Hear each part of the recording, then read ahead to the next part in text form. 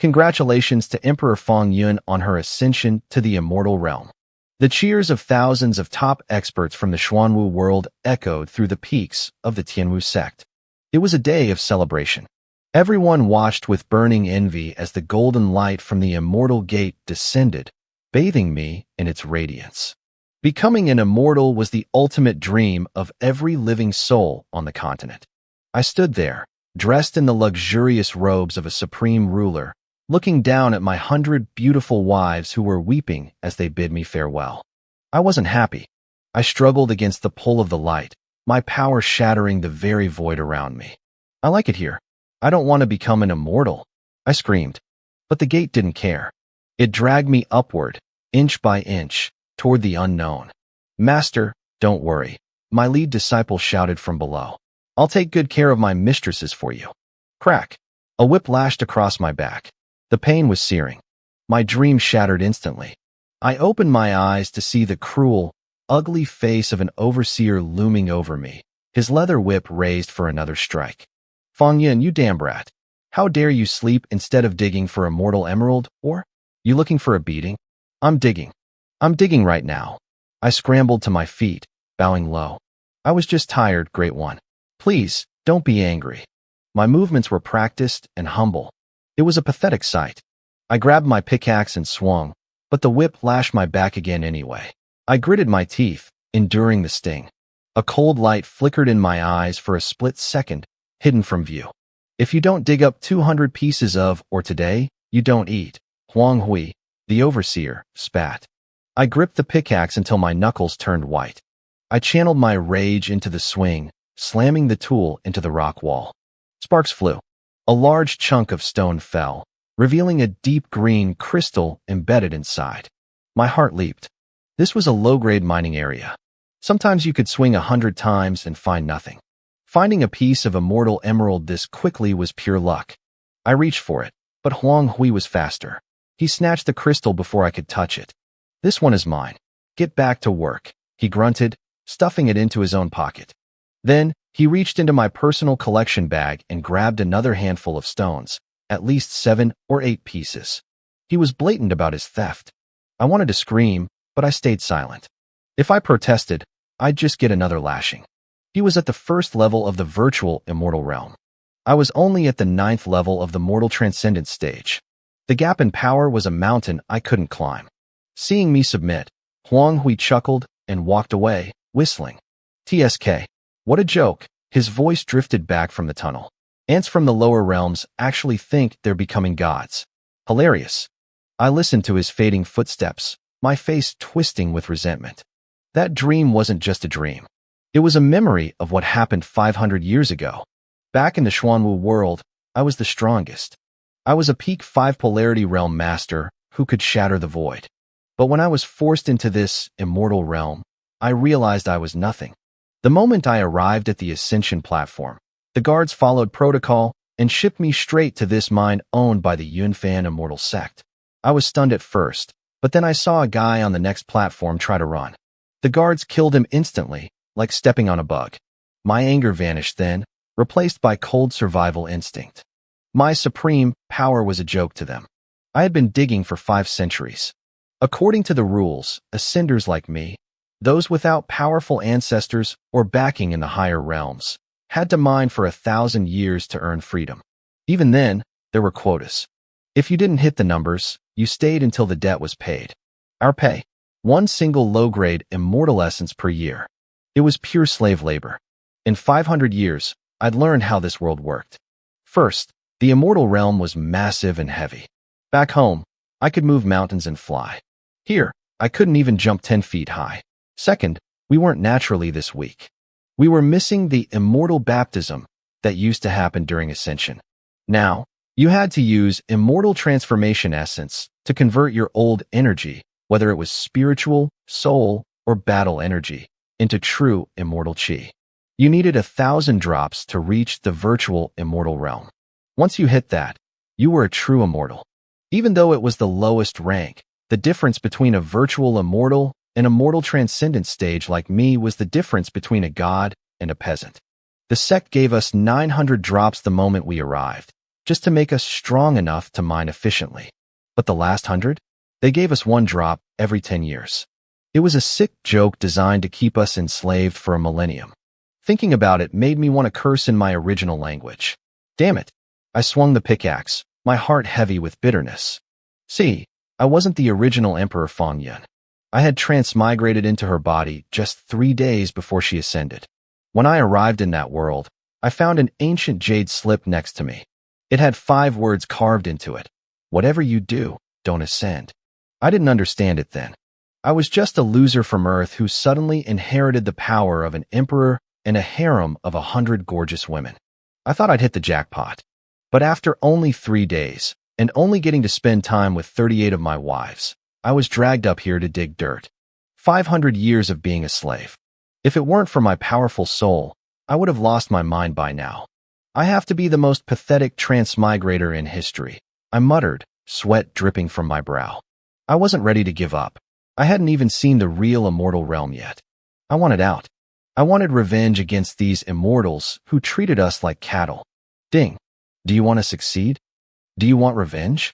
Answer, yes, to claim the supreme system. The voice echoed in my head, sudden and sharp. I froze, my heart hammering against my ribs.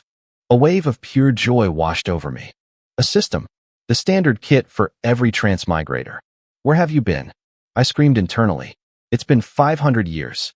Do you have any idea what I've been through? I didn't hesitate. I clenched my fists and let out a silent roar of triumph. Finally, my cheat code had arrived. Ding! Infinite clone system binding in progress. As the binding finished, information flooded my brain. I quickly understood how it worked. These weren't clones made from my own flesh and blood. They were generated by the system space. When I moved my consciousness into a clone, it became me. Ding! Congratulations, host. From this day forth, you shall rise. You will become the nightmare of 1 billion immortals. Congratulations, host. You have received a newbie gift pack, randomly generating 1 permanent initial ability. A gift box appeared in my vision, flickering through a blur of colors: white, blue, purple, orange, red, and finally, gold. It was a chaotic mess of light. I hurriedly wiped my grimy, soot-covered hands on my rough hemp clothes. I offered a quick prayer to whatever gods were listening and tapped the box. The colors spun wildly before slamming to a halt. A blinding gold light exploded in the dark tunnel. My heart leaped. Gold. It was a legendary pull. Ding. Congratulations. You have obtained the legendary golden ability, Infinite Clone Customization. I blinked. Customization? What did that mean? The answer came instantly. A translucent, ghostly figure appeared before me. As I thought of a shape, the figure shifted. It was like a character creator in a video game. I could make the clone a man, a woman, an old person, or even something non-human. I swallowed hard, my eyes shining. This was perfect. As a starting bonus, the system gave me 1 free clone. I started to overthink it. Who should I create? Images flashed through my mind. A copy of myself, a towering warrior like Xiang Yu, or the legendary generals Zhao Yun and Guan Yu. But then, I stopped and metaphorically slapped myself. I had been stuck in this damp, miserable hole for 500 years without seeing a single woman. This clone had to be a woman. Once I decided on the gender, the process became a lot more fun. The phantom figure shifted rapidly, cycling through breathtaking beauties with perfect curves. I saw famous actresses from my old life, anime characters, and even some of my 38 wives from the palace. You, I whispered, settling on the image of a stunning woman I remembered. Come forth, Jian Wu. The phantom solidified. In a heartbeat, a living, breathing woman stood before me. Her skin was like cream, her face was delicate and sharp, and her legs were long and flawless. She was a surreal masterpiece. Her presence was so bright that the gloomy mine shaft seemed to light up. My face heated up instantly. Jian Wu didn't have any clothes. I reached out and touched her arm. The skin was warm. The texture was real. This wasn't a projection. She was as real as I was. My heart started racing, but I forced my hand back. I had to stay professional. This was literally a version of me. Jian Wu opened her eyes. They were clear like autumn water, but they looked a bit vacant. She seemed a little slow. I froze. Was she a mindless doll? Master, she said. Her voice was crisp and sweet, though a bit stiff. That one word sent a jolt through me. I quickly reached into my storage ring and pulled out some of the old, tattered minor rags I'd worn through over the years. Put these on, I commanded. She just stared at the clothes, looking confused. She didn't know how to dress herself. I sighed, realized I had to help, and then an hour went by. An hour later, I was leaning against the cave wall, chewing on a piece of wild grass. I felt incredibly relaxed. Don't get the wrong idea, nothing happened. It wasn't like that. Mostly. Ding. Host has misunderstood the interface. Please immerse your consciousness into your mind. The system sounded annoyed. It had apparently been trying to correct me for the last hour, but I had been occupied. I focused and found a ghostly image of Jianwu deep in my mind. As I merged my consciousness with it, my perspective split.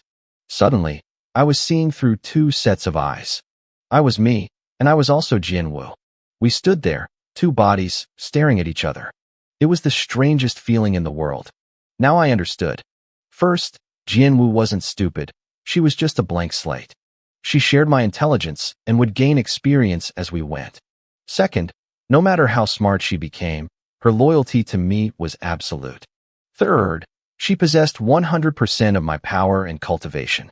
Because of the golden ability, she also had special traits, flexibility, and agility. Fourth, she could get hurt, but felt no pain. If she took a fatal hit, she'd just retreat into the system and respawn in 24 hours. Fifth, she could turn into a shadow. In this state, she had no breath and no physical form. She was invisible until she attacked. She could even turn into a solid black statue-like form if she wanted to hide her identity. Finally, I could store her in the system whenever I wanted. I was buzzing with excitement.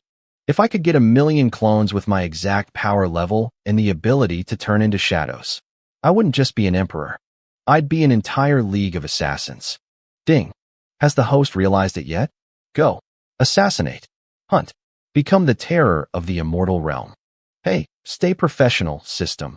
I muttered, but both I and Jianwu were wearing identical, wicked grins. How do I get the second one? I asked. A menu appeared. The second through the 10th clones required immortal essence. 2 pieces for the second, 4 for the third, and so on. It was surprisingly cheap. What about after 10? Ding. Don't get ahead of yourself. Reach 10 first. Trust me, I'm a good system. I chuckled and handed Jianwu a pickaxe. We started swinging in unison. They say work is easier when you have company, and they aren't lying. By the time dinner rolled around, we had collected 330 pieces of immortal jade. System, can you store these? I asked tentatively. The pile of jade vanished instantly, tucked away into the system's private storage. I almost screamed with joy. In the immortal realm, ordinary storage rings can't hold immortal jade. That's why the guards never worried about us stealing. But now, the rules had changed.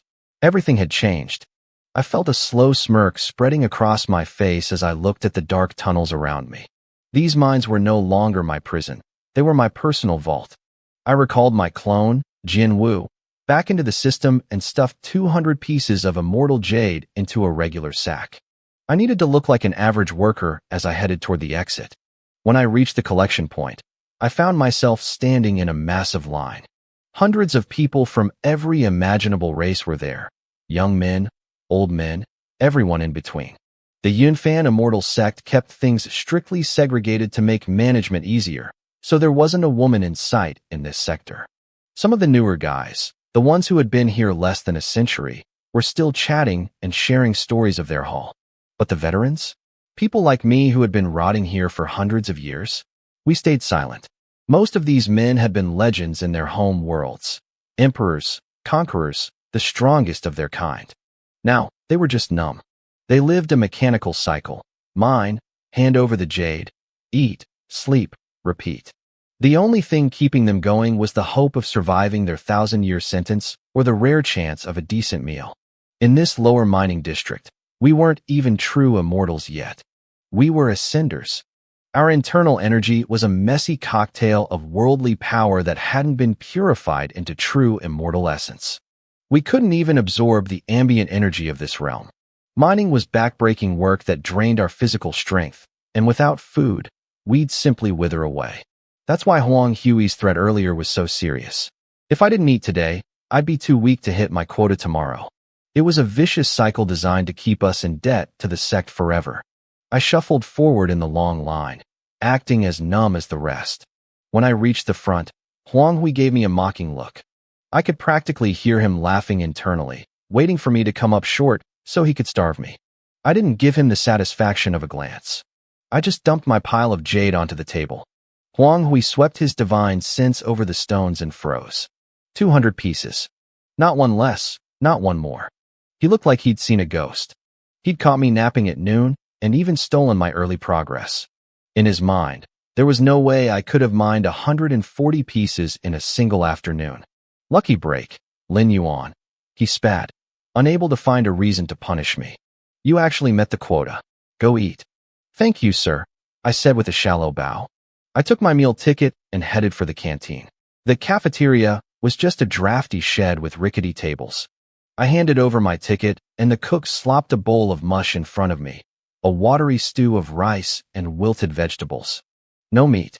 This was the standard fuel for the dregs of the immortal realm. Nearby, a different stall sold roast chicken that smelled like heaven, but it cost 1 immortal essence stone per bird. Most miners could only afford a treat like that once a year. I finished my mush quickly and walked toward my living quarters.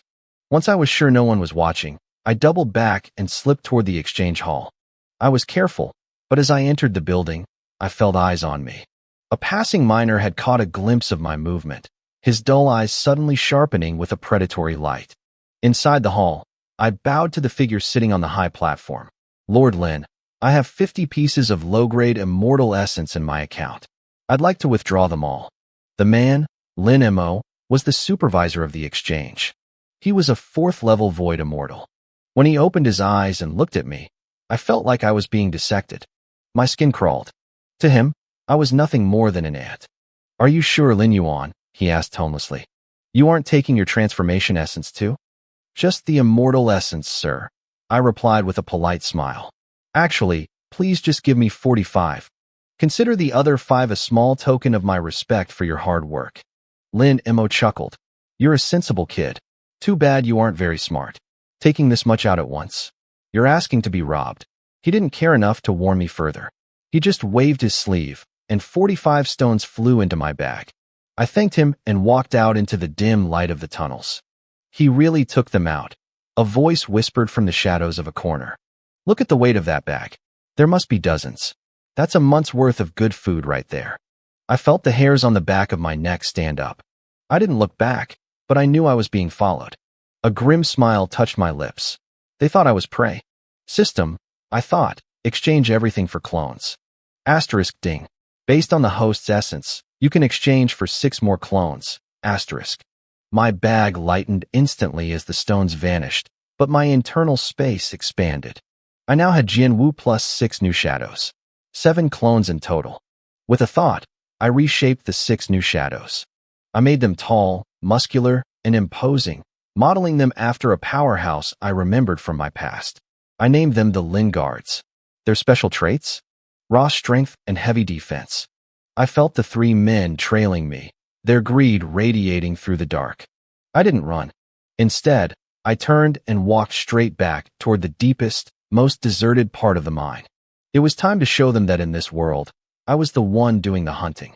The 3 men behind me were stunned. It was late, the sun had already set, and instead of heading back to rest, I was heading deeper into the mines. I could practically hear their thoughts. Who would be this obsessed with working? They didn't care, though. To them, my work ethic just made it easier to rob me in a deserted tunnel. A few minutes later, I reached the deep, dark heart of a cavern. I stopped and turned around. Wang Teng, Guixiaoyu Xiaofeng, I said, my voice echoing off the cold stone walls. We're all just struggling ascenders here. Is this really necessary? I knew these 3. We had even swapped stories and complained about our lives when we first arrived. But over the last 100 years, they had joined a small gang, doing dirty work in the shadows. I just hadn't expected them to target me. Save the talk, Wang Teng said, his eyes cold and commanding. Hand over the essence.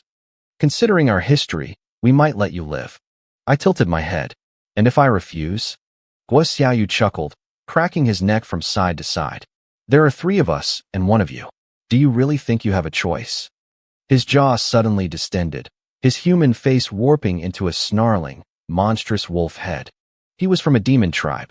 He didn't just want my stones. He wanted a meal.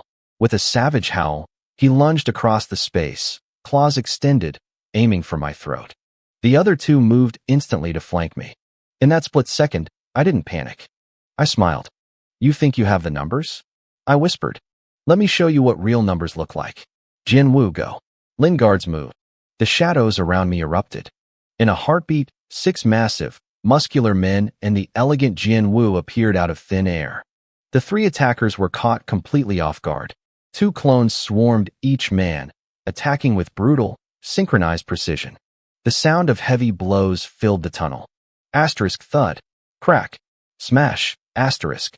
Wang Tung and his cronies didn't even have time to scream before they were sent flying against the rock walls, coughing up blood.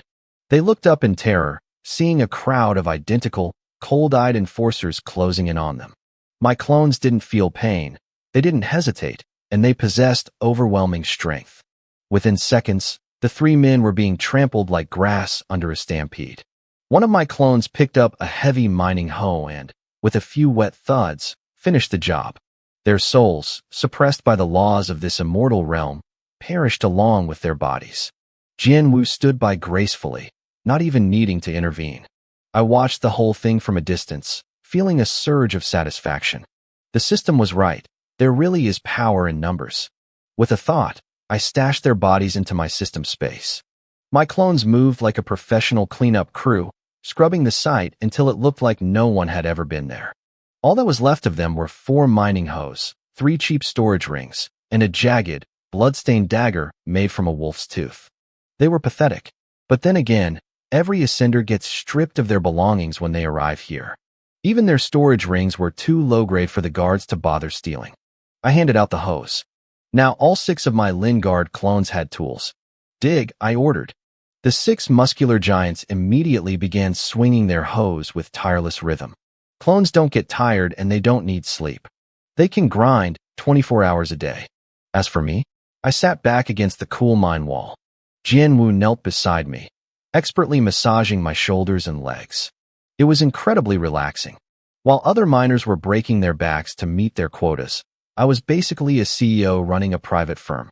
By the middle of the night, I realized I'd need more tools if I wanted to expand my staff. I sent Jin Wu out under her stealth ability. She slipped through the tunnels like a ghost, snatching up over 100 abandoned hoes from miners who had gone back to the barracks for the night. It was the perfect crime. Hoes were worthless to the guards, but essential for my army. The next morning, the heavy blast of a horn signaled the start of the shift. Zhao Qing, the overseer, frowned as he did the head count. 3 men were missing. In a place like this, 3 free laborers vanishing was a notable loss. Did they run? Someone whispered. No way. We all have tracking marks on us. You can't outrun a true immortal. The chatter grew until a high-ranking official, Captain Wang Zhen of the disciplinary squad, arrived. He scanned the crowd with a murderous gaze. I've told you before, Wang Zhen growled. I don't care if you fight amongst yourselves, but do not kill. If I find out who did this, you'll wish you were dead. To emphasize his point, he threw a casual palm strike toward a distant wall of waste rock. Boom! A massive handprint made of pure energy slammed into the cliff, causing a localized landslide. I watched, my heart racing. I was at the 9th level of the mortal shedding stage, but compared to Wang Zhen, a 5th level false immortal, my strength was like a child playing in the mud. A false immortal was a real immortal. I clenched my fists. I needed more power.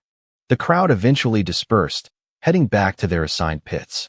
Soon, curses and confused shouts echoed through the tunnels. Where's my hoe? Who the hell steals a mining tool? I ignored the noise.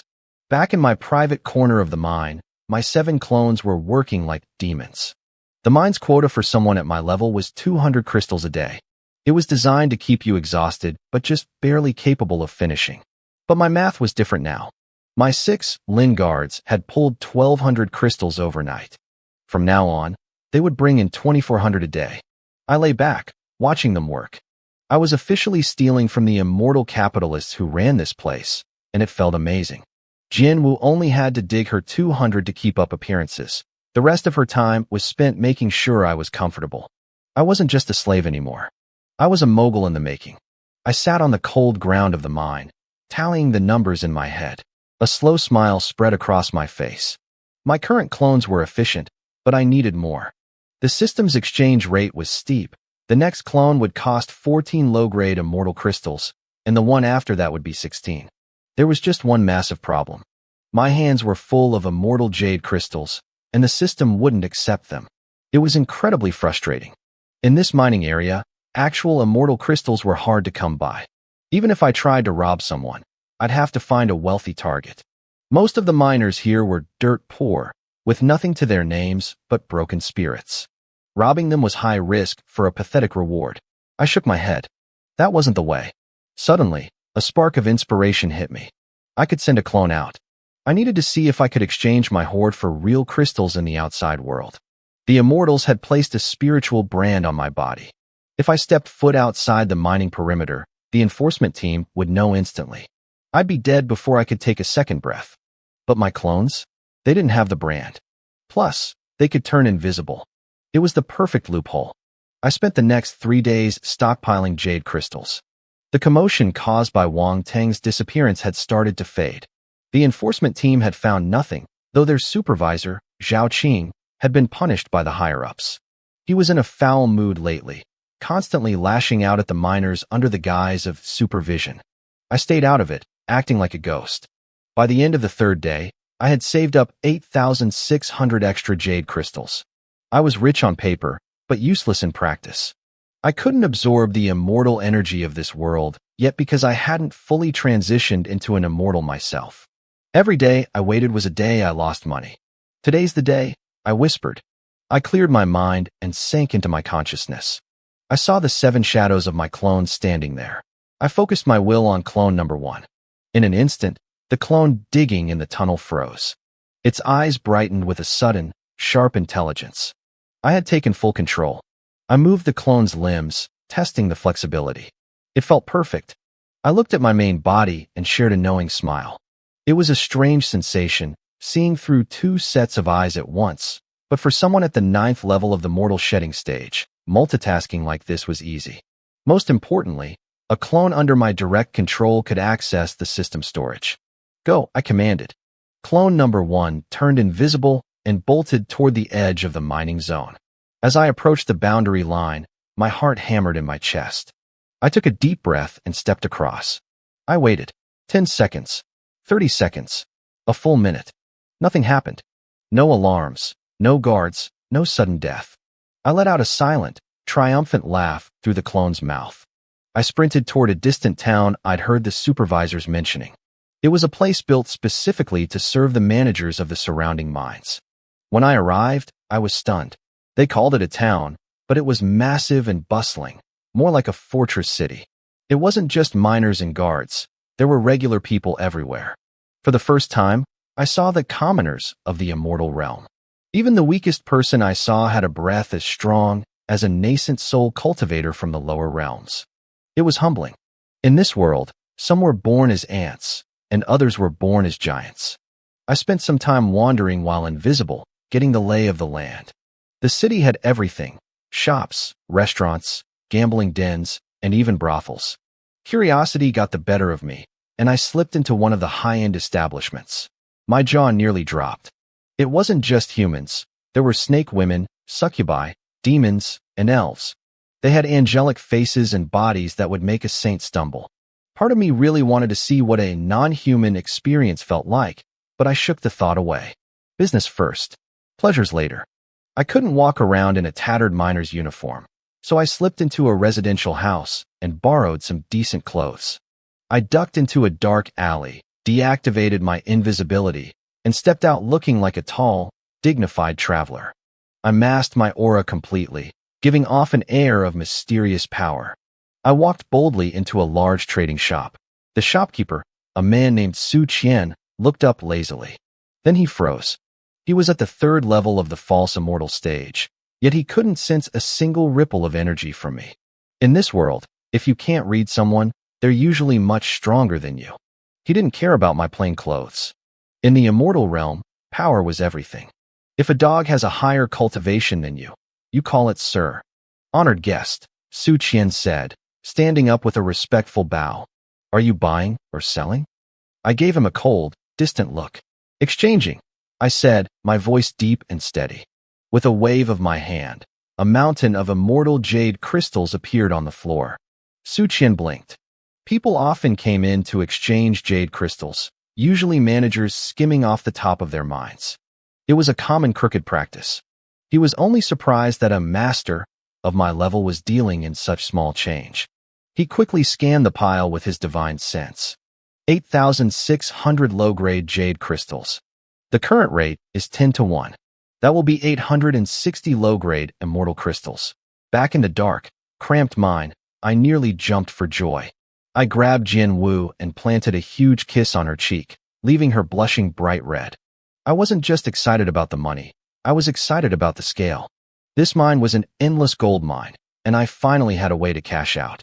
As my clone tucked the 860 crystals into the system space, I felt them manifest in my main body storage.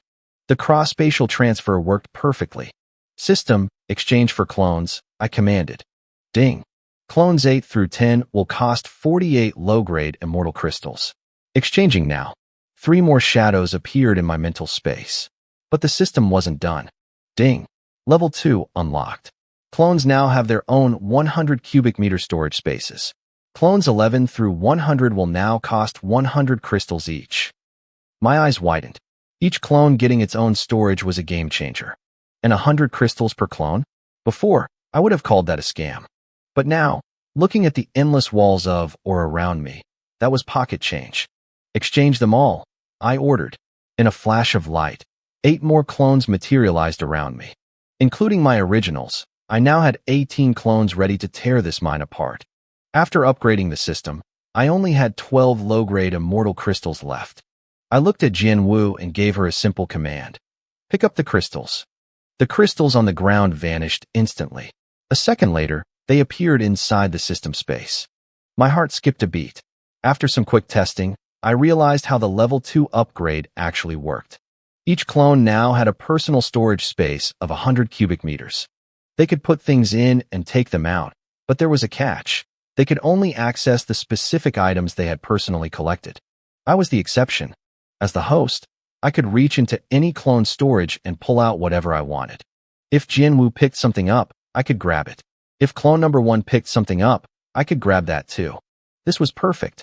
My clones were becoming more independent, which meant I didn't have to babysit them anymore. They could operate as a team while I stayed hidden in the shadows.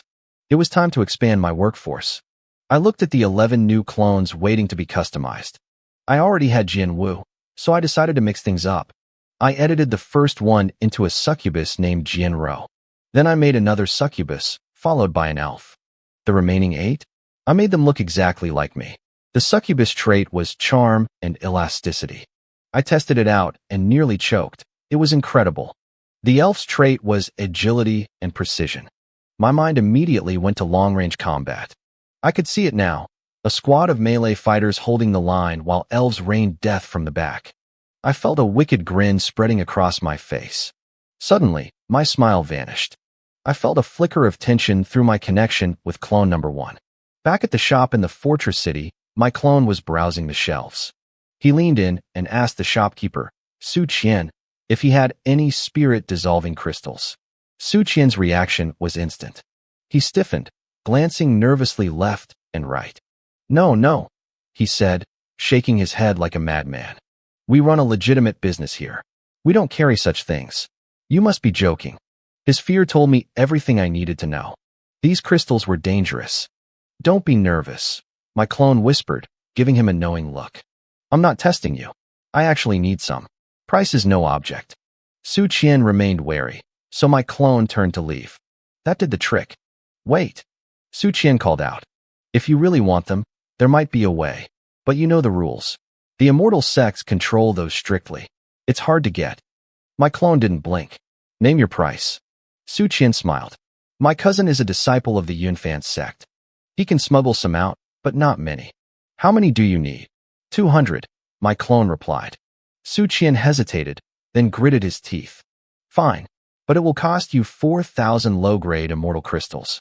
It was a total ripoff. These crystals were only useful for non-living entities, so their actual value wasn't that high. The price was mostly a risk fee, but I needed them, and Su Qian knew it. He didn't care what I wanted them for. He just wanted the profit. Deal, my clone said. How long? About a month. Good. My clone turned and walked out without another word. He spent the rest of the day acting like a normal traveler. He bought piles of clothes, men's, women's, all styles, for just 3 jade crystals. Then he spent 2 more on a massive haul of delicious food. Finally, he slipped into a dark alley and vanished. Back at the shop, a scout returned to report to Su Qian. Boss, he's gone. He went into an alley and just disappeared. Su Qian wasn't even mad. If anything, it confirmed his suspicion that my clone was a high-level expert. Meanwhile, back in the miserable dark of the mine, I was having the time of my life. I was sitting on a pile of rocks, drinking fine wine and tearing into roasted meat. Jian Wu was massaging my shoulders while the new succubus knelt at my feet, rubbing my legs. For the first time in 500 years, I felt like a human being again. I had the other clones sealing the scent of the food so the guards wouldn't smell it. I even had the elf clone hiding near the mine entrance as a lookout. It was foolproof. Once I finished my meal and let out a long, satisfied burp, I got down to business. Work, I commanded. Everyone, start digging. The efficiency was staggering. One clone could mine 400 jade crystals a day. With 18 clones, I was looking at over 7,000 crystals daily. Even with some clones on guard duty or running errands, my daily income was roughly 700 immortal crystals. Half a month flew by. I had accumulated 100,000 jade crystals. It was time for clone number 1 to head back to the city.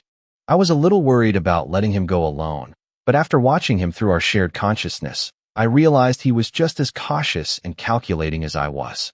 When he walked back into Su Qian's shop, the shopkeeper's eyes lit up.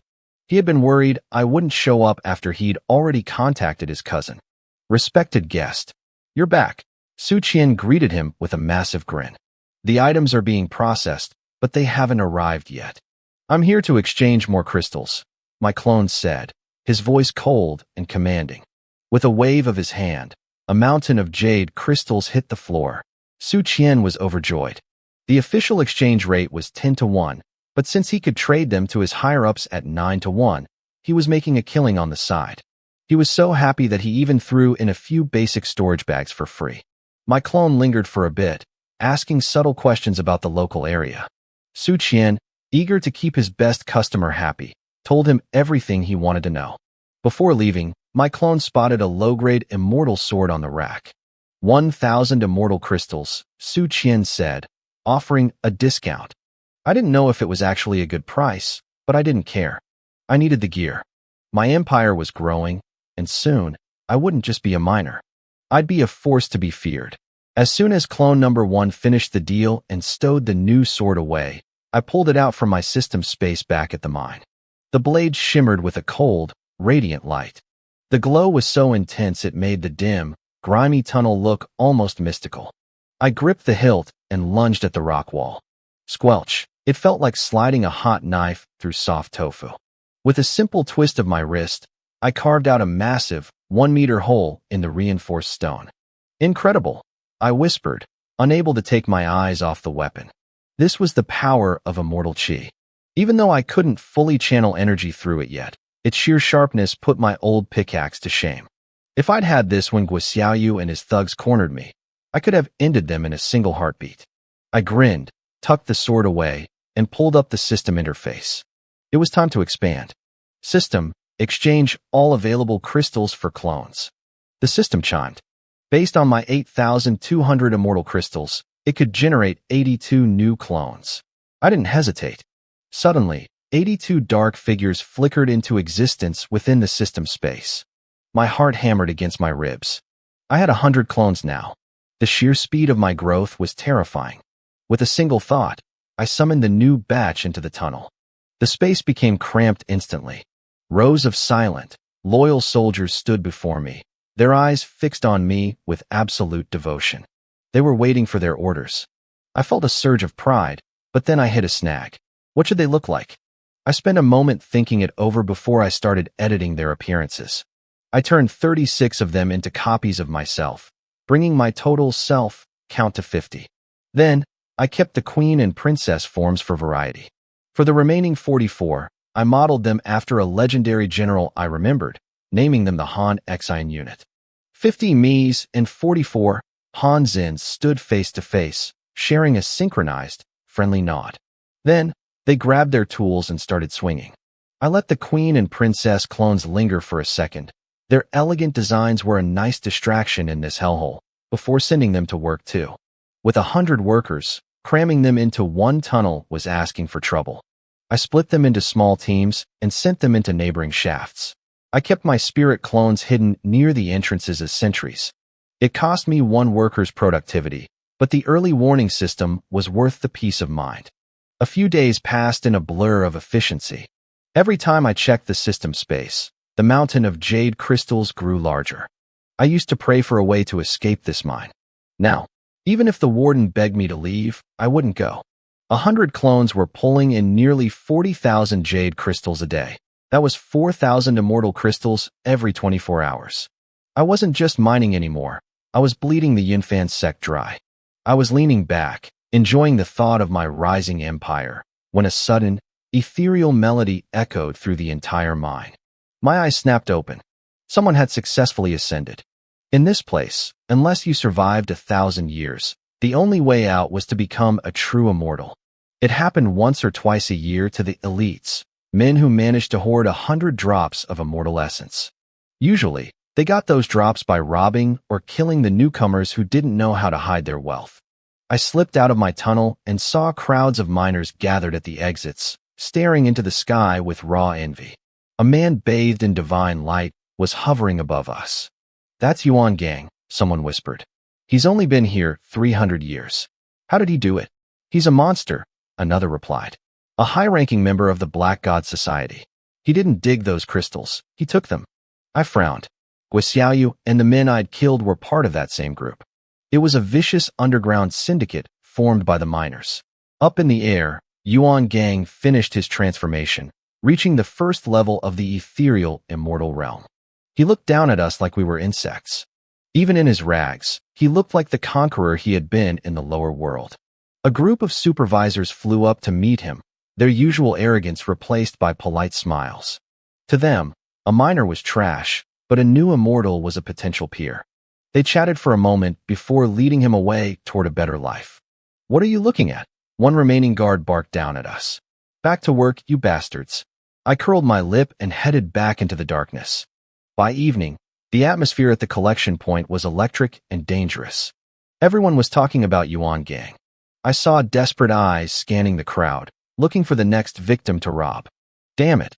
I'm tempted to start snatching things myself. An old man with deer antlers muttered a bit too loudly. Hundreds of hungry eyes locked onto him instantly. He turned pale. "I'm joking. Just a joke." That night, the old man's shack was raided by a dozen different masked groups. They stripped him down to his underwear. One thief even found a hidden immortal crystal tucked away in his bedding and snatched it. The old man's curses echoed through the camp for hours. The next morning, the old man returned to his usual mining spot and let out a scream that sounded like a dying pig. "You sons of bitches.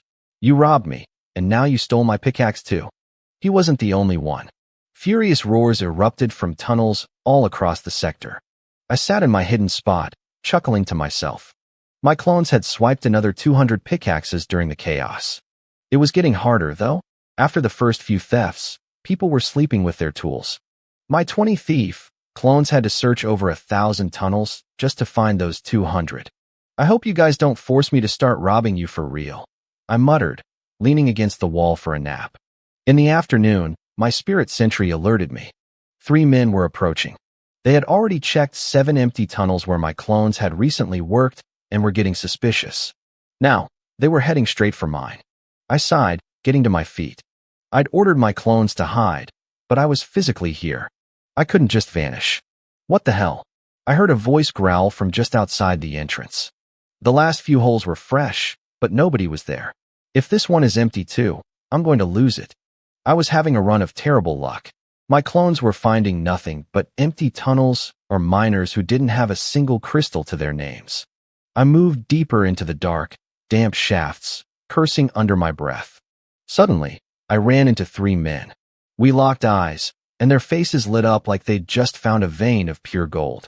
"What can I do for you, brothers?" I asked, forcing a smile. "Don't brother us," a scrawny middle-aged man growled, his eyes full of malice. "Hand over your immortal essence." He didn't wait for an answer. He stomped over to my mining bag and flipped it open.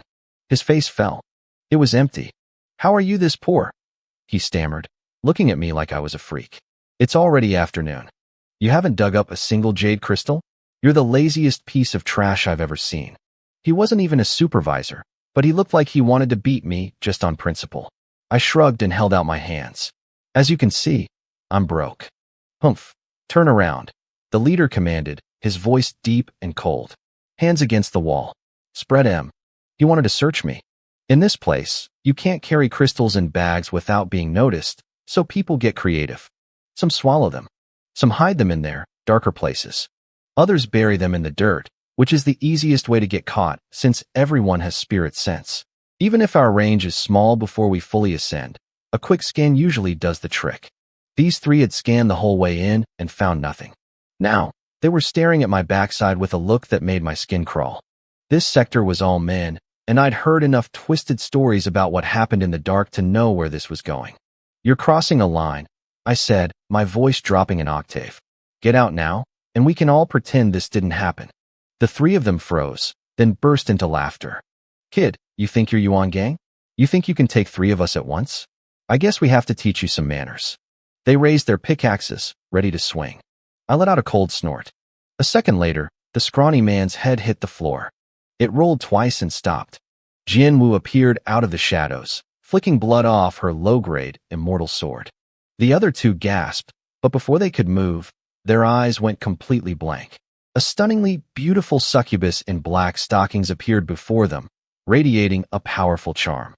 These men hadn't seen a woman in centuries. They didn't stand a chance. Between their natural shock and her magical allure, they were paralyzed. Jianwu didn't waste the opening. 2 quick flashes of her blade, and 2 more heads joined the first. She destroyed their souls instantly, so they couldn't even try to escape. 5 more of my clones, the queen, the princess, and Jianro, emerged from the darkness to clean up. They were efficient. They tossed the bodies into a clone's storage space and even scooped up the blood-soaked dirt. Within minutes, the tunnel looked like nothing had ever happened. The next morning at the assembly, things were tense. 5 miners were missing. Word spread fast. They were all dead. I acted surprised, but I knew why it was happening. Yuan Gang's successful breakthrough had ignited everyone's ambition. When people get desperate and greedy, they start killing. In a mine with tens of thousands of people, 5 deaths was actually a small number. Wang Zhun, the enforcement captain, was livid. He screamed threats at us. But surprisingly, 2 days passed, and they didn't catch a single killer. I had to admire the other murderers in the camp. I knew why I hadn't been caught. I had a clean-up crew and no physical evidence. But for others to hide their tracks so well, this place was full of hidden experts. I patted the succubus clone on her hip as she worked. She gave me a playful, indignant look and went back to mining. Every swing of her pickaxe made her silk robes flutter. It was a hell of a view. By evening, I headed to the collection point. The supervisor, Huang Hui, looked at my 200 jade crystals and frowned. Lately, I'd been handing in the exact required amount. Not a crystal more, not a crystal less. He couldn't find a reason to punish me, which seemed to annoy him. These guys lived to bully us. It was their only entertainment. "Doing well lately, Lin Yuan," Huang Hui said, smiling thinly. He slapped my shoulder, digging his fingers in with bone-crushing force. I winced, my shoulders sinking under the pressure. "Thank you for the praise, sir," I bit out through clenched teeth. He seemed satisfied by my pain and waved me off. "Keep it up. Go eat." When I got back to my shack, the door was hanging off its hinges. The inside was a disaster. Someone had tossed the place looking for loot. I didn't care. I was rich, but I kept everything in my system space. All they found was a wooden bed and dust. I could almost hear the thief cursing as he left empty-handed. Everyone was getting restless because of Yuan Gang. I sat on my bed, thinking about my own breakthrough. When an ascender transforms into an immortal, it triggers a massive phenomenon. Heavenly light pours down. There's no way to hide it from the experts in the camp. I needed a plan to keep it as low-key as possible. A few more days passed. The mines were a powder keg. Fights broke out daily. I stayed out of it, mostly because everyone assumed I'd already been robbed blind. Eventually, the enforcement team caught one of the killers. At the morning assembly, Wang Jun turned the man into literal dust with a single palm strike. The silence that followed was deafening. The spark of rebellion died instantly. Everyone went back to being numb, hollow shells. I watched it all, feeling like an outsider. My routine was simple: manage my clones and rob the Yunfan Immortal Sect blind. It had been nearly a month. I had nearly 600,000 jade crystals saved up. According to the system, if I bought one more clone, I'd unlock a new stage. But first, I needed the technique. The next morning, I took control of clone number 1 and headed back to the city. I walked into the Thousand Fortune shop, and Su Qian, the shopkeeper, greeted me with a massive grin. "You're back, honored guest. Do you have it?" I asked, keeping my voice cold and steady. "I didn't let you down." Su Qian glanced at the street to make sure no one was watching. Then, he reached out and secretly pressed a storage bag into my hand. I took control of clone number 1 and swept my divine sense into the storage bag. There they were, 200 stones glowing with a mysterious purple light. Immortalization crystals. Back in the dark mine, my own heart skipped a beat. This was the key. With these, I could finally shed my mortal coil and become a true immortal. Today was the day. "Not bad," clone number 1 said with a hearty laugh. I tucked the bag away and pulled out another one, tossing it to Su Qian. The shopkeeper's smile was already wide, but when she peeked inside, her pupils shrunk to pinpricks. 600,000 jade crystals.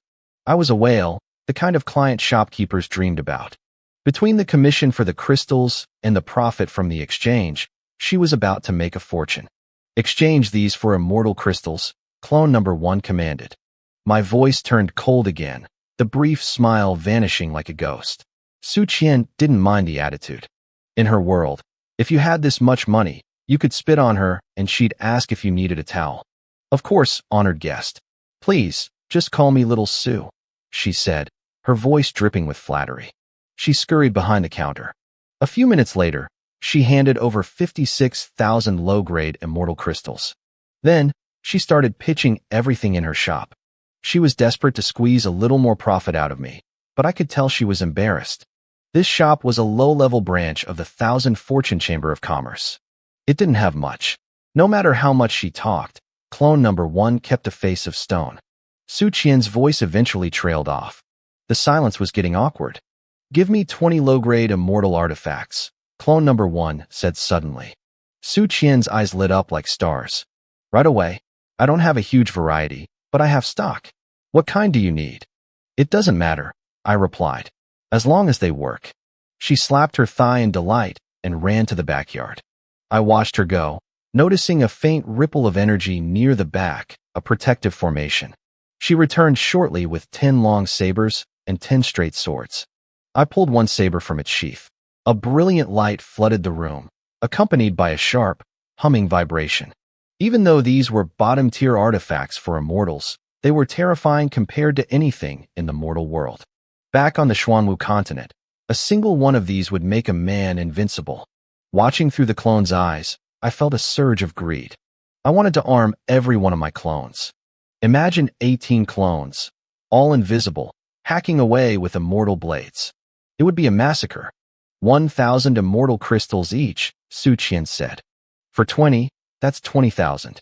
But since you're a VIP, I'll give you a 10% discount. 18,000. I didn't haggle. I tossed the crystals onto the table. "You're a scholar and a gentleman," she chirped, bowing low.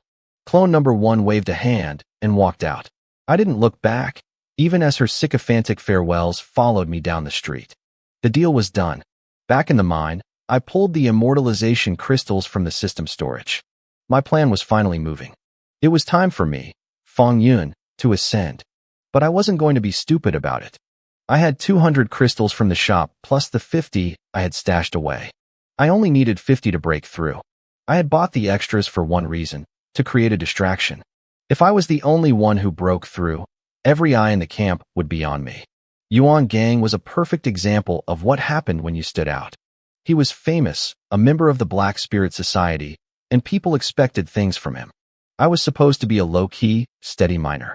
If I suddenly became an immortal, the supervisor, Huang Hui, would beat the truth out of me. One person ascending is a target. Multiple people ascending at once. That's chaos. I sat cross-legged in the dark and whispered, "Begin." For clones moved out, carrying different amounts of crystals. Clone number 1 had a simple job: drop crystals randomly around the mine to start a riot. Clones 2, 3, and 4 were the feeders. Their job was to deliver exactly enough crystals to 3 specific targets I had scouted. These targets were all old-timers, men who had been trapped here for over 500 years. 10 more invisible clones spread out to act as hype men. Deep in the tunnels, clone number 1 dropped a few purple stones. Nearby, another clone dressed in rags found them. "God, I found immortalization crystals," the clone screamed. He immediately clamped his mouth shut, looking around like a panicked thief, and bolted into the shadows. A group of nearby miners froze. Their eyes turned predatory. They didn't hesitate. They lunged after the lucky miner. When they rounded the corner, the clone was gone, but he had dropped a few more stones on the ground. The same scene played out in 3 other sectors. The news spread like wildfire. Someone would find a stone, try to hide it, and then some stranger would shout it out to the whole cave. The mine exploded. Thousands of miners abandoned their work, crawling out of the pits like starving rats.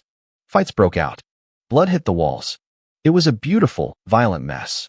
While the supervisors were busy trying to whip the crowd into submission, I walked calmly toward the exit. The chaos was my shield. In a quiet side tunnel, an old man with deer-like features heard the commotion. He stepped out, eyes darting, and saw a small pile of purple light on the floor. "Heavenly Father," he whispered. He scrambled forward, shoving the stones into his bag. He counted them, his hands shaking so hard he nearly dropped them. 30 stones. Exactly what he needed to finish his breakthrough. He had been a prisoner here for 700 years. He was cautious, terrified of the enforcement team, but the prize was right there. He didn't ask questions. He just ran for his life, ready to gamble it all. The old man with the deer-like features, whom I recognized as Lu Dinggong, was practically vibrating with excitement. For 700 years, he had been painstakingly saving the 70 immortalization crystals he'd earned as rewards, keeping them safely deposited at the exchange office. He had resigned himself to waiting another 3 centuries to reach the 100 needed for his transformation, but finding these extra stones changed everything. He didn't waste a second. He mixed the new stones with his common ores to mask their aura, ducked away from the rioting crowds, and bolted toward the exchange hall. He wasn't the only one. At nearly the same time, 2 other lucky miners, who had also found my planted stones, sprinted toward the same destination, trying their best to look casual while their hearts hammered against their ribs. Outside the hall, one of my invisible clones watched from the shadows, relaying everything back to me. "Master, Lu Dinggong has entered the hall," the clone reported. "Qin Feng is inside now, too." I checked the timing. It was perfect. I started moving. According to my plan, 4 people would successfully exchange their stones today. I would be the 3rd. I kept my expression schooled into a mask of frantic joy as I gripped my mining bag and stepped into the grand hall. As soon as I walked in, Lu Dinggong and Qin Feng snapped their heads toward me. They saw my excited face and their eyes narrowed. They knew exactly why I was there. We were all in the same boat. At the head of the hall sat Ling Mo, the supervisor. He sat cross-legged, his gaze sweeping over me with a hint of surprise. He remembered me. A month ago, I had exchanged 50 low-grade crystals and had been generous enough to kick back a few to him as a bribe. He liked people who knew how to play the game. "You found immortalization crystals too?" Ling Mo asked, his voice echoing. Yes, my lord," I stammered, acting out the part of the breathless, lucky survivor. I looked at the other 2 with feigned curiosity. "Did you guys find them too? Are you here for the transformation?" Qin Feng gave a curt nod. Her clothes were tattered, but her gaze was deep and sharp. hinting at the powerful figure she had been before being dragged to this hellhole. Lu Dinggong just gave a dismissive grunt. He had arrived first, thinking he was the chosen one, only to see two more lucky bastards show up right behind him. His ego was clearly taking a hit. Ling Imo narrowed his eyes. He sent his divine sense sweeping outward, watching the chaos in the mines. He knew something was strange, but a small, amused smile played on his lips. To him, this was just an interesting diversion. Suddenly, footsteps echoed from the entrance again. We all turned. Another one? How many of these stones had surfaced today? Even I was surprised. This newcomer wasn't one of the people I had targeted. He was a tall, handsome man with a piercing gaze, his clothes soaked in fresh blood. He looked like he had just carved his way through a dozen men to get here. A strange, violent aura radiated from him, a bloody chill that made the air turn cold. An expert from the Bloodslaying clan? Ling Imo muttered, his eyebrows shooting up. The Bloodslaying clan was a powerhouse in the immortal realm, though they didn't rule this specific territory. If they did, this man likely wouldn't be stuck in a hole digging for rocks. Ling Imo waited a moment to see if anyone else would show up. When the hall remained quiet, he spoke. Are you all here to claim your immortalization? Hand over your identity tokens. We stepped forward. Lu Dinggong, 70 stones on deposit. Qin Feng, 50 stones. Me, 50 stones. The newcomer, Shui Kuang, 20 stones. I felt a surge of genuine shock from the others. This Shui Kuang had only been here for 200 years, yet he had already scraped together enough to finish his set. The man was a monster. Ling Imo scanned the tokens and verified our accounts. With a flick of his sleeve, a small jade formation disc appeared on the table. He took a glowing brush and began writing symbols onto the disc. A few seconds later, the jade pulsed with purple light, and a storage bag manifested out of thin air. I watched closely, my mind racing. When I had exchanged low-grade crystals before, Ling Imo had just handed them over from his own stash. But these immortalization crystals were different. They were being teleported in through a formation in real time. This was a much tighter operation than I had realized. Ling Imo waved his hand, and the purple crystals flew toward us. We grabbed them like starving men reaching for bread. Swallow them immediately, Ling Imo commanded. Perform your transformation outside the hall. Yes, my lord, we shouted in unison. We backed out of the hall, clutching our prizes.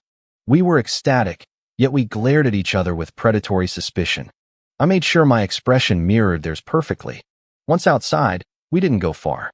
We sat right on the stone steps of the hall. In this entire godforsaken mine, there was no place safer than the doorstep of the supervisor. Besides, we all knew the rule. The longer you hold a treasure, the more likely someone is to kill you for it. Without hesitation, we began stuffing the stones into our mouths. The purple crystals were strange. As soon as they touched my tongue, they dissolved into liquid light, racing down my throat and surging through my veins. 500 years ago, the first time I tasted one, it had blown my mind. Now, it felt like a familiar, burning heat. As the stones went down, a warm current washed through me. My body felt lighter, my strength began to swell, and the leaden weight of the world seemed to lift. We were all eating as fast as we could, like it was a race. As the 100th stone hit my stomach, my insides felt like they were exploding into a new universe. A low, melodic hum vibrated from my bones, the sound of the Tao. The surrounding immortal qi began to swirl toward us in a massive vortex. Lu Dinggong was the first to finish. He was shrouded in divine light as his body slowly lifted off the ground. I, Lu Dinggong, have become an immortal today. I have reached the void immortal stage. He roared with laughter as lightning crackled around him. Above his head, a massive, three-colored deer spirit manifested, crying out with a celestial sound. Ling Imo watched from the doorway, shaking his head slightly. A deer spirit, 20 breaths to absorb. Average foundation. The commotion drew the eyes of the miners in the distance. The enforcement teams had finally beaten the crowd into submission, and now thousands of prisoners watched with burning envy.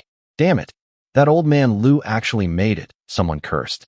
We just robbed that old bastard last week. He was penniless. How the hell did he get the stones? They were losing their minds. In their eyes, they were the heroes of their own stories. Why was the lucky one a pathetic old man they had stepped on? A moment later, Qin Feng and I rose into the air together. I felt my flesh and blood being scrubbed by the celestial light, becoming translucent and crystalline. The restriction that had been crushing my soul since I arrived here snapped. My primordial spirit surged out of my body, a 6-tall golden figure that looked exactly like me, radiating blinding light. I looked down at my hands, feeling the raw, unchecked power coursing through me. For the first time since I was trapped in this mine, I felt like I could actually breathe.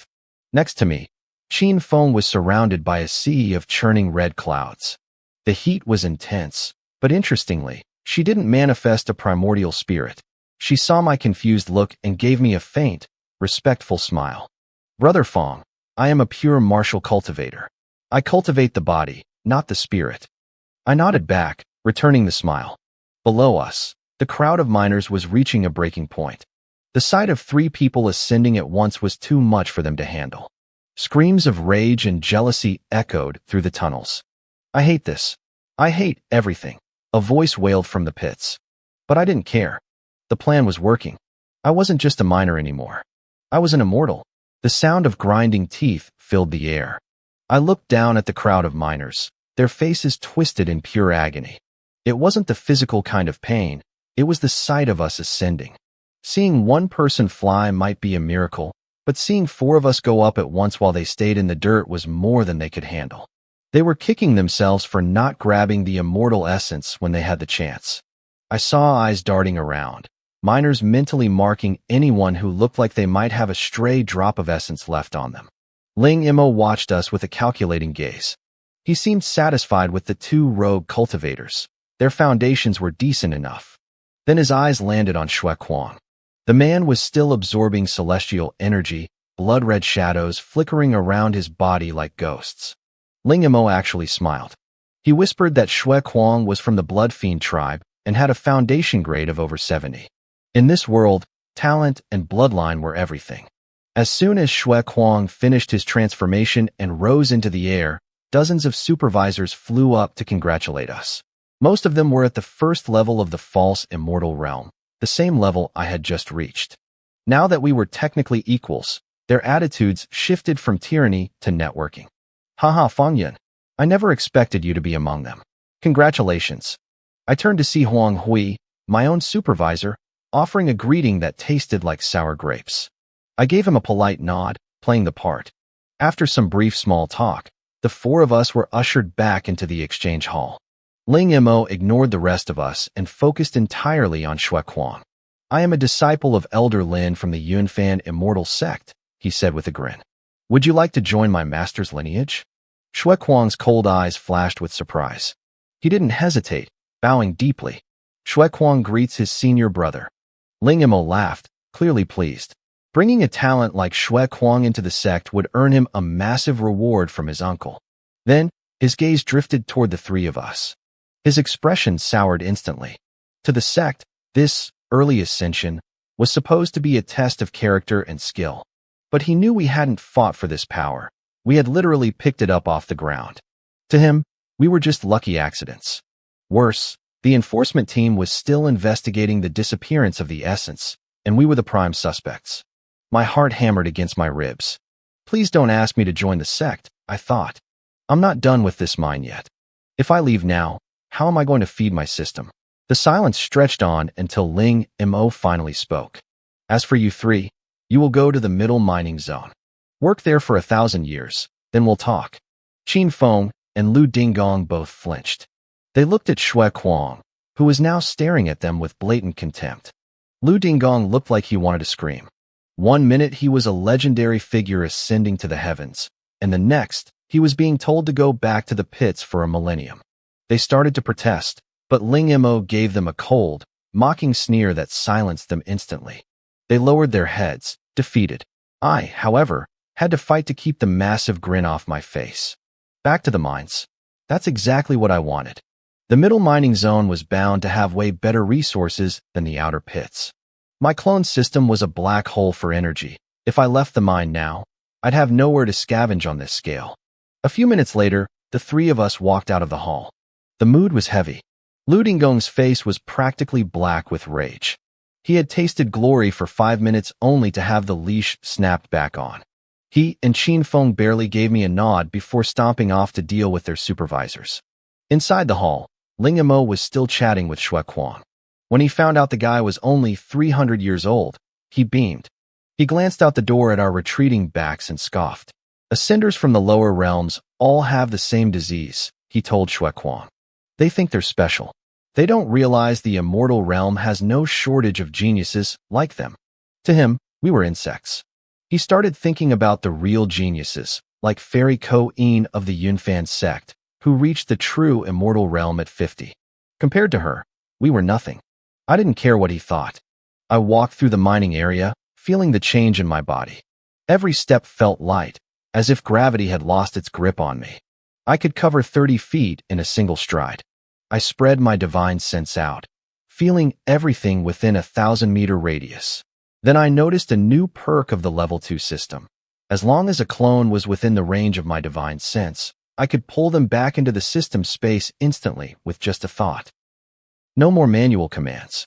Meanwhile, miles away in the fortress town, clone number 1 finished buying supplies and started heading for the gates. She didn't notice the eyes following her. It was Ming Hong, Su Qian's cousin. She had been suspicious ever since the master bought the immortal essence. Ming Hong was confused. She couldn't sense the clone's cultivation level, which usually meant the target was stronger than her. But the target didn't seem to notice she was being followed, which was amateur work.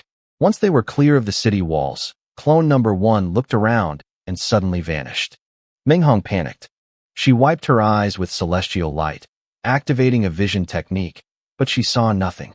The clone was actually still there, walking calmly, but I had triggered her hidden mode. Even then, Ming Hong's instincts were sharp. She felt a ripple in the air. She couldn't see anything, but her gut told her exactly where the problem was. She didn't hesitate. She gathered her energy and slammed a massive palm strike toward the empty air. Back in the mine, a sharp, stabbing pain spiked through my skull. I gasped, clutching my head. Clone number 1 is dead. I was stunned. I had been so careful, yet someone had just swatted my clone like a fly. Luckily, the resources were safe in the system, but the realization hit me hard. This world was a lot more dangerous than I thought. Aside from the clothes on her back, clone number 1 had nothing on her. All the resources were safely tucked away in my system space, leaving zero evidence or clues behind. Still, the loss stung. I was in a foul mood as I recalled my remaining clones and went to find Huang Hui. When I walked in, he was all smiles, probably expecting some good news or a bribe. But the moment I told him I was transferring to the medium-grade mining area, the smile vanished instantly. His face twisted into a sneer. "Eh," he scoffed, his voice dripping with sarcasm. "And here I thought you'd managed to become a servant disciple for the Yunfan Immortal Sect. Turns out you're still a nobody." I frowned. My mood soured even further. I'd seen plenty of snobs in my time, but rarely one this blatant. I looked at his smug face and felt a cold smile growing in my heart.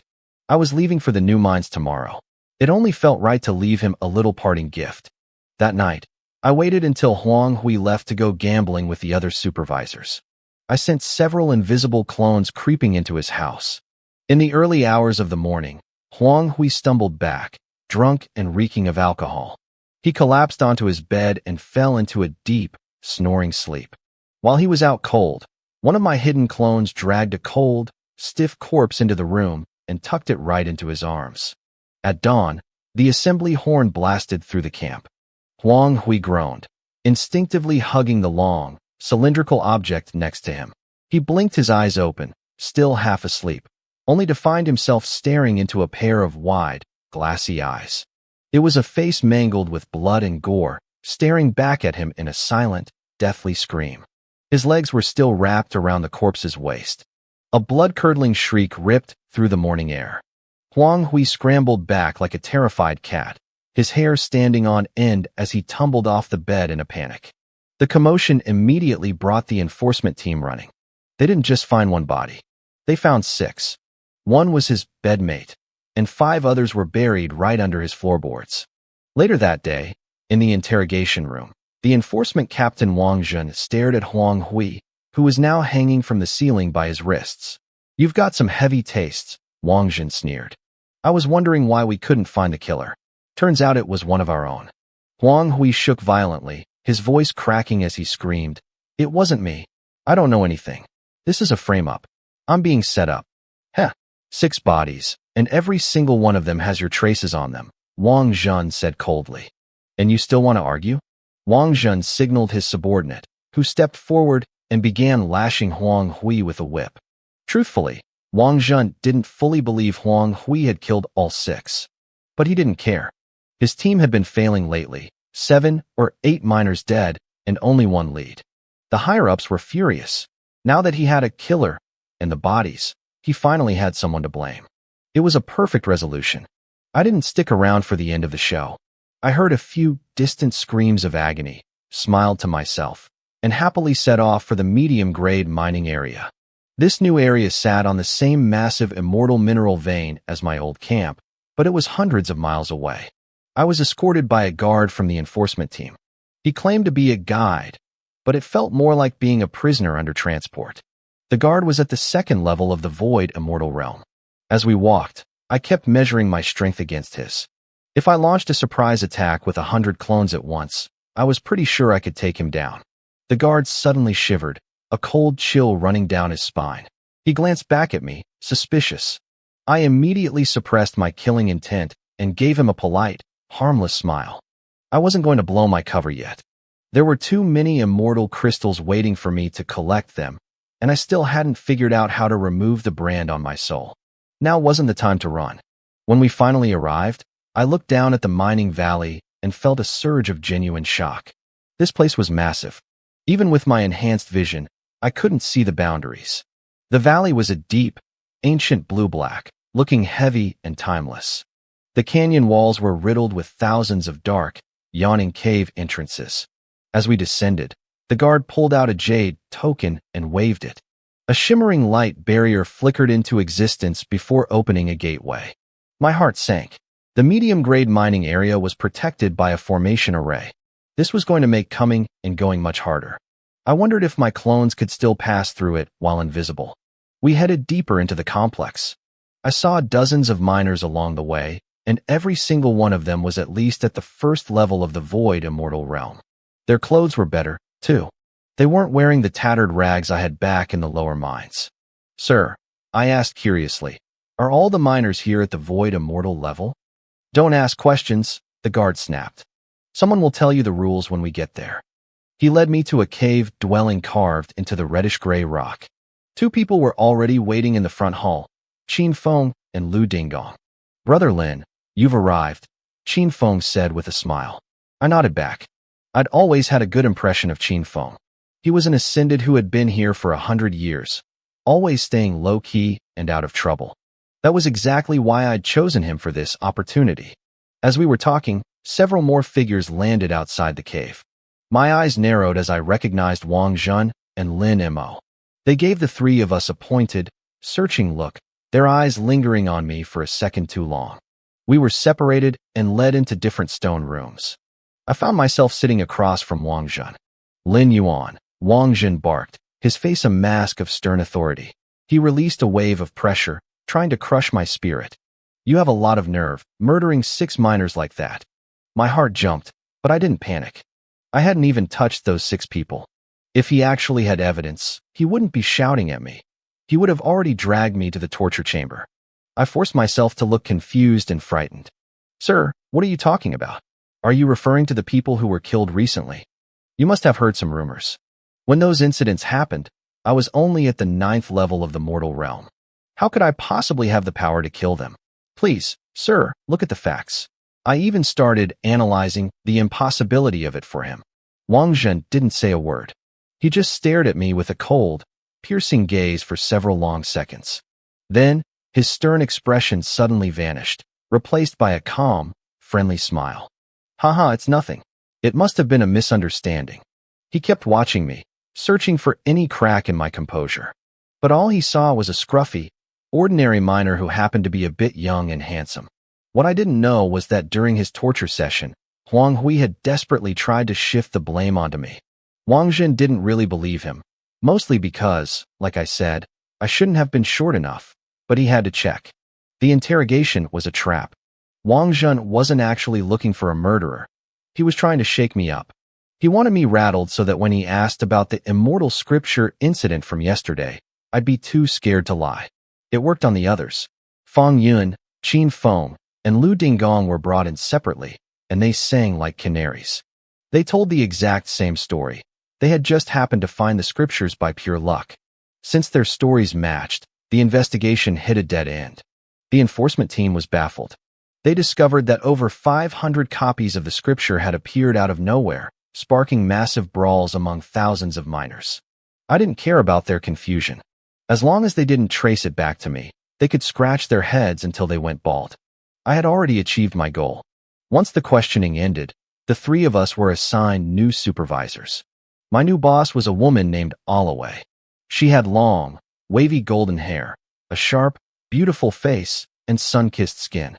She was tall, fit, and had a figure that could stop traffic.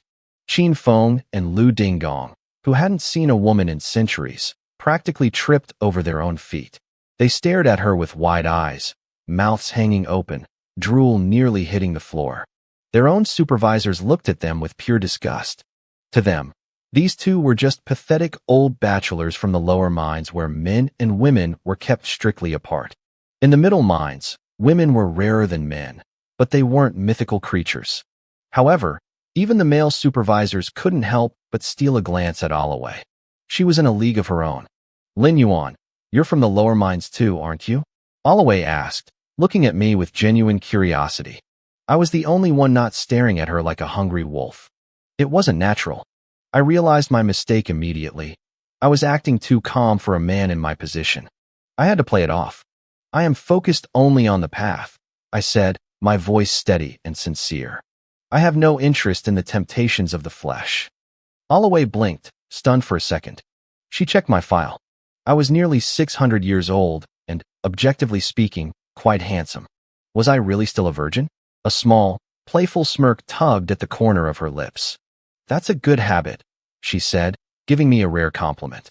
Compared to some people in the immortal realm, you have a better character, even if you are from the lower worlds. Then she paused, her eyes widening as she did the math. 600 years old. I had spent 500 years mining before ascending. That meant I had reached the peak of the mortal realm by the age of 100. Your talent is actually quite good, she murmured, a hint of pity in her eyes. And your mindset is strong. It's a shame you were wasted in those pits for 5 centuries. If you had been born here and trained properly, you would have been someone by now. She shook her head and got down to business. The middle mines are better than what you're used to. You're allowed to cultivate here. My eyes lit up. She handed me a simple storage bag containing a set of clean clothes and a book of basic immortal techniques. I thanked her, feeling a genuine surge of excitement. There aren't as many rules here, she explained. For a level 1 false immortal like you, the quota is 1,000 pieces of mid-grade immortal jade every 10 days. Anything extra earns you a bonus of 2 low-grade immortal crystals for every 100 pieces. I looked surprised. 100 pieces a day? That sounded suspiciously easy for someone with my strength. Don't think it's easy just because the number is low, she warned, noticing my expression. Mid-grade, or is nothing like the trash you dug up downstairs. You'll see. She turned and began walking toward the mining zone, her hips swaying with every step. One more thing. Don't try to be clever and hide any, or the mine has ways of detecting it. If you're caught, you die. I followed her, keeping my head down but occasionally catching a glimpse of her figure. We arrived at a massive cavern known as District 9. This is your spot, she said, pointing to a cliff face riddled with holes. Those are the living quarters. Find an empty cave and it's yours. I stared at the apartments. They were literally just holes in the rock. I'm not like the other supervisors, Alloway said, giving me one last look. I won't breathe down your neck. But if you miss your quota, don't expect me to be nice. Understood, supervisor, I promised. She smiled. Good. Get to work. I have high hopes for you. As she walked away, her voice floated back to me. And don't bother trying to run. The moment you entered this zone, a spiritual brand was placed on you. My heart skipped a beat. A brand? I hadn't felt a thing. Still, She seemed much easier to deal with than Zhao. I picked a cave, ducked inside, and pulled out my pickaxe. I took a practice swing at the wall. Clang. Sparks flew, and the vibration traveled up my arms, numbing my hands instantly. Holy crap, I muttered. This rock was incredibly dense. It was 10 times harder than the lower mines. No wonder the quota was so low. I channeled my immortal energy into the pickaxe and swung again. This time, the blade bit into the stone. I breathed a sigh of relief. It was doable. With a flick of my wrist, I summoned 100 clones.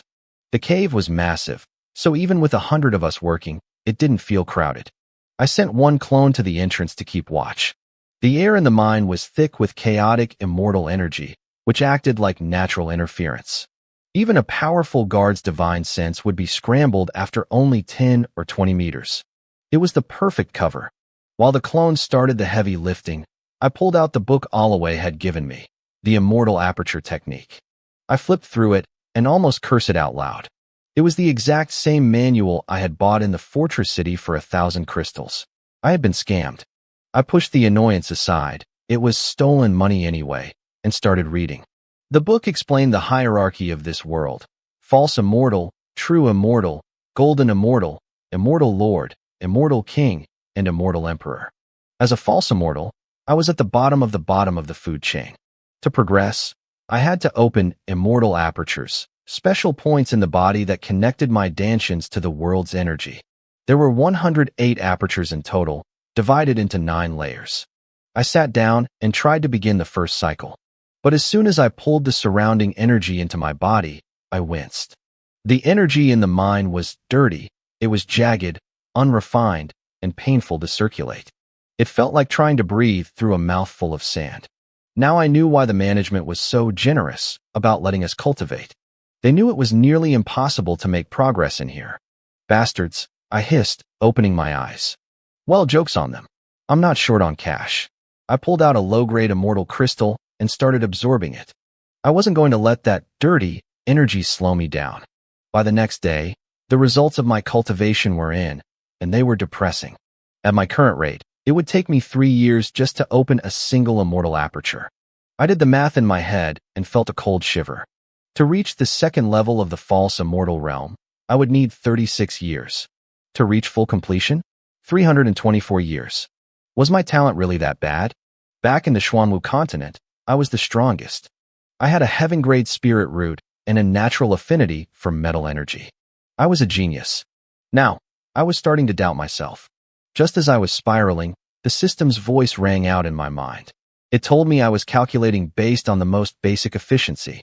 The immortal realm had pills, treasures, arrays, and secret time realms to speed things up. I slapped my forehead. 500 years of mining had turned my brain to mush. I was thinking like a commoner again. I gripped my fists, feeling my fighting spirit return, but then the system added one more thing. It told me those methods were for normal people. I was a cheater. My eyes lit up. Tell me more, I whispered. The system explained that once I reached 100 clones, I would unlock the third stage of the clone function, clone cultivation.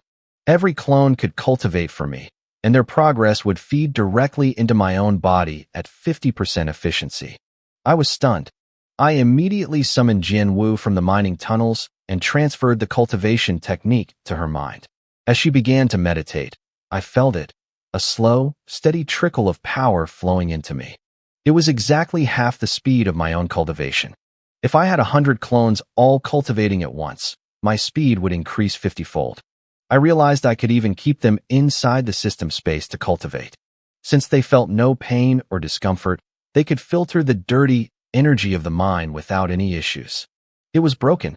It was a total cheat. But then, a dilemma hit me. If a clone was cultivating, it wasn't mining. If it was mining, it wasn't cultivating. I thought about it for a moment and decided to focus entirely on mining for now. More or mint more crystals, which meant more clones. Once I had an army, I could do both. System, exchange all remaining low-grade crystals for clones, I commanded. The system informed me that clones 101 through 1000 would cost 5,000 crystals each. I only had 37,000 left. I could only afford 7 more. My smile froze. The first 100 had only cost 100 crystals each. This was a massive jump in price. I complained, but the system didn't haggle. I had no choice but to accept. Next, I checked the haul for my 100 clones. In one day and night of nonstop work, they had gathered 20,882 pieces of mid-grade emerald ore. That meant a single clone could mine about 200 pieces in 24 hours. Now I understood why the supervisor, Allaway, demanded 1,000 pieces every 10 days. For a normal miner, that meant working 12 hours a day just to meet the quota. With sleep and travel, they'd have zero time to cultivate. The management had calculated it perfectly. They weren't just taking our labor, they were stealing our future. I picked up a piece of the mid-grade emerald ore. It contained 100 times more energy than the low-grade stuff. My eyes gleamed. One piece of this was worth 100 low-grade ores. That meant my daily haul of 20,000 pieces was worth 2 million low-grade ores, or 200,000 low-grade crystals. The math made my head spin. I was making 200,000 crystals a day. Suddenly, that 5,000 crystal price tag for a new clone didn't seem so expensive after all. Dig, I whispered to my clones. Dig like your lives depend on it. I didn't care who they were. Jian Wu, the angel queens, the succubus, everyone was put to work. The mine echoed with the sound of frantic labor. I didn't even bother giving the 7 new clones faces. They stayed as faceless shadows, swinging their picks in the dark. 10 days later, I arrived at Allaway's cave with my quota of 1,000 ores. She was meditating, but she opened the entrance and let me in. Her home was simple but elegant, filled with a faint, pleasant fragrance. She looked at me, and her eyes brightened slightly. I had ditched my rags for a clean green robe. I looked like a person again, not a dying rat. She stood up and stretched, her curves straining against her clothes in a way that would have made any other man lose his mind. I didn't blink. I didn't care about women. Women were just a distraction from becoming powerful. If I really wanted one, I could literally create a perfect version with my system. Why bother with the drama? Allaway noticed my indifference and seemed annoyed. Most men in her sect looked at her like she was a prize. She had actually come to this mine to escape an unwanted suitor. To be ignored by a lowly miner from the lower realms was a blow to her ego. The amount is correct. Good job, she said, stepping closer to me, perhaps intentionally. I'll take my leave, I said, bowing slightly. I turned and walked out without a second glance. Behind me, Allaway stood frozen. She bit her lip and watched me go. Interesting guy, she murmured. Back in my tunnel, I checked my storage. I had accumulated 200,000 pieces of mid-grade emerald ore. It was a fortune, but it was useless if I couldn't convert it into crystals. I needed to get back to the fortress city. I closed my eyes and shifted my consciousness into clone number 1. Using its invisibility skill, I slipped out of the mine and headed for the horizon. As I reached the boundary of the mine, my heart hammered against my ribs. I didn't stop. I commanded clone number 1 to charge straight at the shimmering barrier. The air rippled like water for a split second. Then, nothing. My clone slipped through as if it were a ghost. I waited, holding my breath, but the mine's alarms remained silent. It worked. My clones could bypass the protective formations entirely. A surge of pure adrenaline hit me. The world was finally open. Carrying a fortune in ore, my clone took flight toward the distant town. I had 200,000 pieces of mid-grade emerald ore. If my math was right, that was worth 2 million low-grade immortal crystals. Little Sue's tiny shop wouldn't even be able to cover a fraction of that. I arrived at the shop and laid out the numbers. Su Qian stared at me, his jaw dropping so low I thought it might hit the floor. 200,000 pieces? He gasped. My lord, that's worth 2 million crystals. If I sold my entire shop to you, I still wouldn't have enough to pay you. Your vision is too small, Manager Su, I said, letting out a cold, sharp laugh. I turned to leave. Goodbye. Wait. Please wait. Su Qian scrambled over, physically blocking my path. He looked like he'd rather die than let a whale like me swim away. I frowned, acting annoyed. I wasn't actually worried about him trying anything. Everything was tucked away in my system storage. Even if he killed this clone, he'd get absolutely nothing. Are you sure you have that much? He asked, his voice trembling. You're questioning me? I let a look of disdain flicker across the clone's face. It's just 20,000 mid-grade units. A trifle. No, I believe you. Su Qian waved his hands frantically. It's just, This town is a temporary service post. Even if you combined all 3 shops here, we couldn't cash you out. But I have a solution. He puffed out his chest. 70,000 miles from here is Inglis City. We have a major branch of the Wanbao Immortal Association there. They can handle 2 million crystals. Hell, they can handle 20 billion. I pretended to think it over. Fine.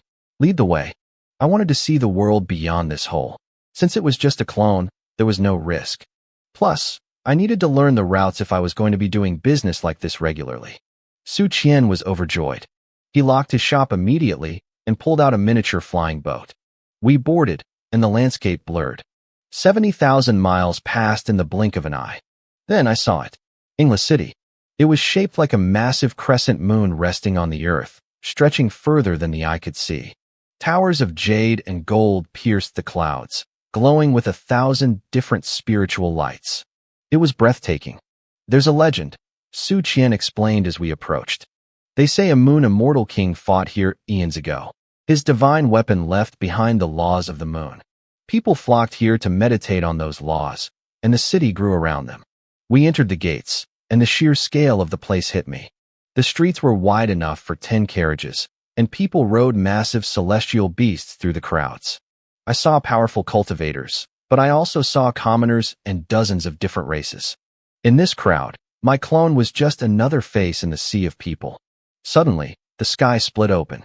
A blinding light poured down as a figure stepped out of the void. A halo of fire swirled behind his head, turning the entire sky crimson. "It's golden immortal Yun from the Cloud Sect," someone shouted. The crowd below bowed in awe. "Yun, you're as flashy as ever. Isn't it exhausting?" A mocking voice boomed through the air. Another man appeared, dressed in simple black robes with an ancient sword strapped to his back. His gaze was like a blade. "None of your business, Imogen," Yun snorted. Both powerful beings turned into streaks of light and vanished into the city. The streets erupted in whispers. "The Imogen Golden Immortal is here too? It must be the auction tomorrow. All the big shots are coming for it." Back in my dark mind tunnel, my real body felt a chill. The world was so much bigger than I had imagined. 2 million crystals, which I thought was a mountain of wealth, felt like pocket change compared to those monsters in the sky. But instead of fear, I felt a burning excitement. I had the infinite clone system. I could strip resources faster than anyone. Right now, my cultivation speed was 50 times faster than normal. In the future, it could be 500, 5,000, or 50,000. Let them have their head start. I'll just work until the world trembles. My clone followed Su Qian to the center of the city, stopping before a massive 9-story tower.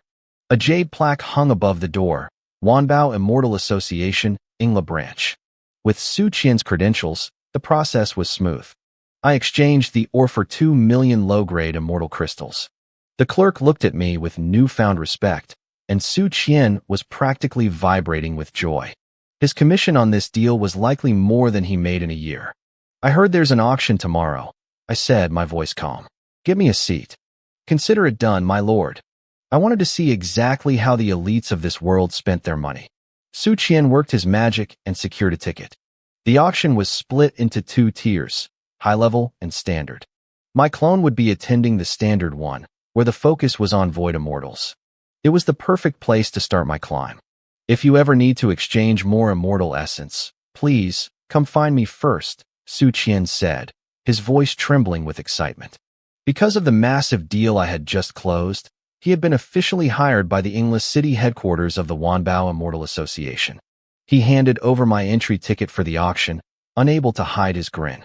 My clone, Fong Yuan No. 1, gave a cold, indifferent nod.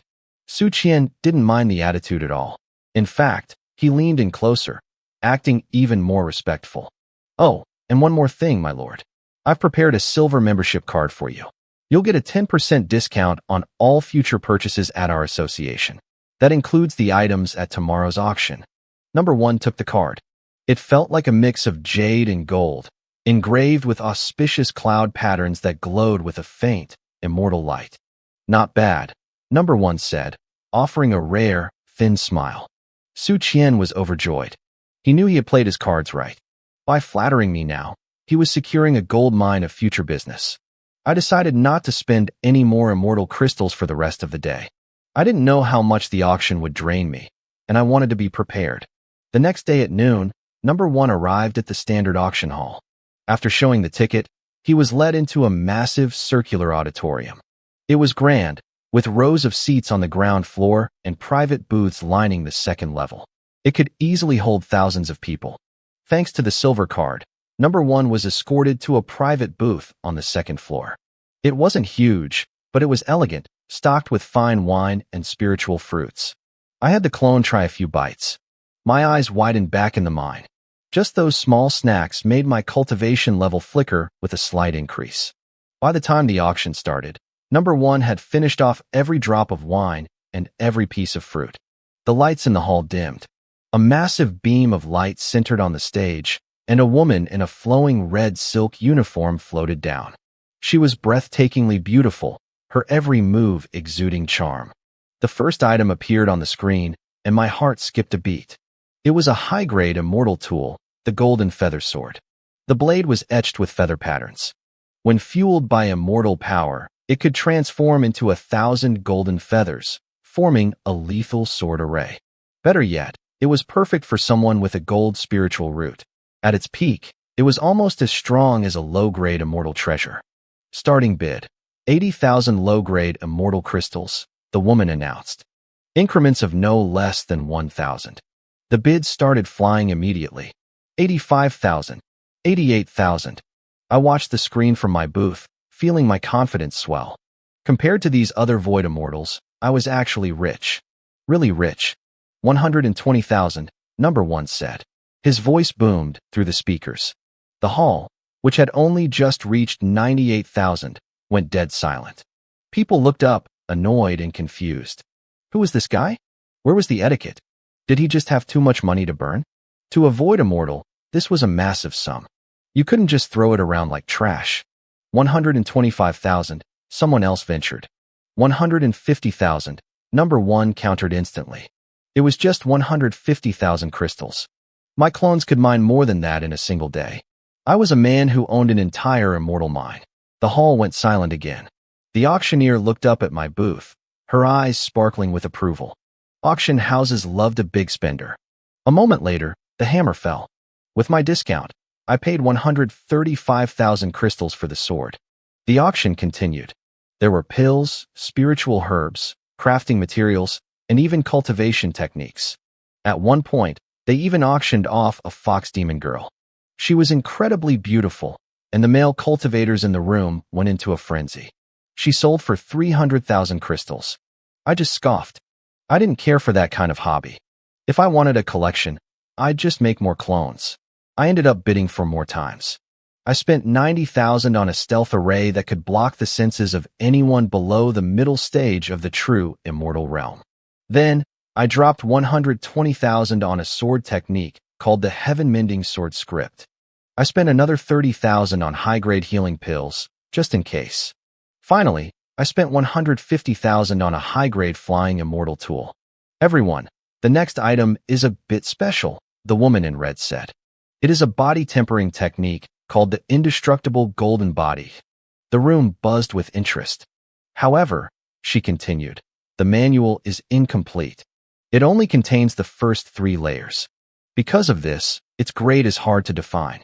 We've had people test it, and the cultivation process is agonizingly painful.